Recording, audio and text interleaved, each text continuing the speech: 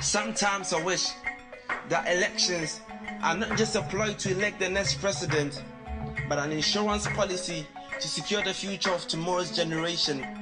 That democracy is not just another fancy expression for agreed autocracy. I wish that politicians actually have some consideration for the plight of the population. I wish that there really is a light at the end of the tunnel of this chaotic confusion. But when the murkiness of darkness is too gloomy, you can only wish while the rest of your hope turns to smoke.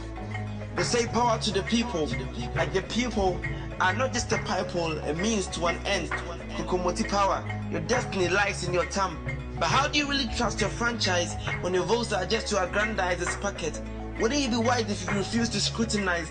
You never criticize the sudden change in the size of his belly, because you wouldn't cast your vote only to be patronized. But take a sigh and think about this. If positive and effective leadership is a contributor to the world's peace, then why do you feel at ease to stand at peace? Because actually, if you think about it, leadership doesn't start from those who are chosen, but those who are doing the choosing. And because one blind man's trip doesn't make the rest of us travelers, is what giving the good guys a chance.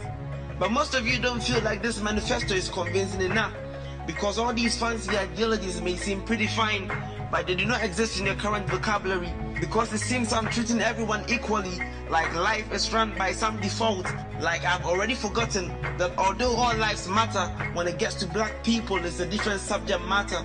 So instead of talking aimlessly about elections and peace, let's talk about your dinner without meat, because you are the guy who hardly makes ends meet. So you still find it difficult to believe that chicken is not just meant for Christmas. You work all week long, you begin on the weekend, and only if our eyes could hear, we would see the sweat on your face screaming the end is near. And if you bother to ask, you would tell us that you ain't no missionary, you're just a suicide mission. All you want in your life is just a little ambition, and maybe lunch with a cute girl on television. So when Mr. Cunning politician approaches you in his fly tie and shining suit, says that he's been there, done that, and know how it feels to be pondering, but you pay not a single attention to his perfect attempt at acting until he ends the sermon by saying no pain, no gain. Now he's gaining your attention. It's not evil when you're getting paid. Just a few distractions, maybe a little commotion, or maybe just a few injured persons, and your life is totally saved. A total jackpot. But Jack, stop. Before you consider this offer, just remember this pot of gold is a lot of souls, and some gold are better not sold. And if you were your family caught in that fire, would you be ready to be this bold? Because this proposition was never about your well-being, because how well will you be if you're constantly looking on your shoulders?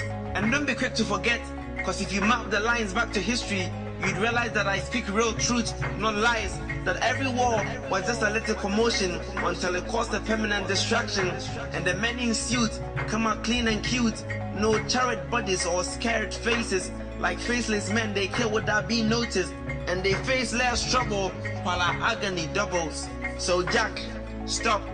Before you consider this pot of gold, remember that you carry a lot of souls, and some gold are better not sold. And if you were a family caught in that fire, would you be ready to be this bold?